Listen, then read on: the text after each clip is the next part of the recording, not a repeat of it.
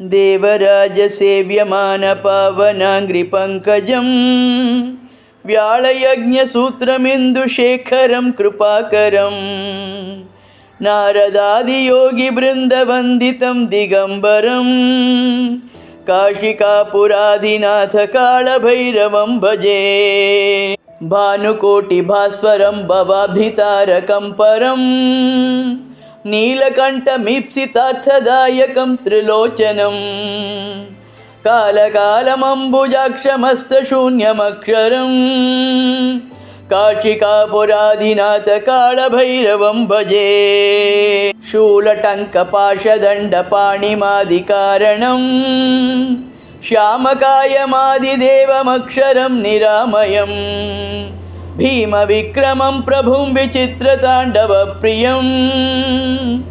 काशिकापुराधिनाथकालभैरवं भजे। भुक्तिमुक्तिदायकं प्रशस्तचारुविग्रहं भक्तवत्सलं स्थिरं समस्तलोकविग्रहं निक्वणन्मनोज्ञहेमकिङ्किणीलसत्कटिं काशिकापुराधिनाथकालभैरवं भजे। धर्मसेतुपालकं स्वधर्ममार्गनाशकं कर्मपाशमोचकं सुशर्मदायकं विभुं स्वर्णवर्णकेशपाशशोभिताङ्गनिर्मलं काशिकापुराधिनाथकालभैरवं भजे।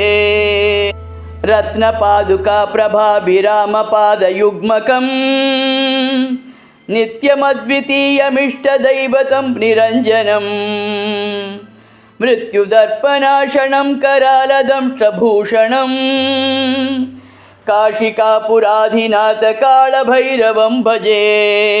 अट्टहासभिन्नपद्मजाण्डकोशसन्ततिं दृष्टिपातनष्टपापजालमुग्रशासनम् अष्टसिद्धिदायकं कपालमालिकाधरं काशिकापुराधिनाथकालभैरवं भजे। भूतसङ्घनायकं विशालकीर्तिदायकं काशीवासिलोकपुण्यपापशोधकं विभुं नीतिमार्गकोविदं पुरातनं जगत्पतिं काशिकापुराधिनाथकालभैरवं भजे। कालभैरवाष्टकं पठन्ति ये मनोहरं ज्ञानमुक्तिसाधकं विचित्रपुण्यवर्धनं शोकमोहलोभदैन्यकोपतापनाशनं ते प्रयान्ति कालभैरवाङ्घ्रिसन्निधिं ध्रुवम्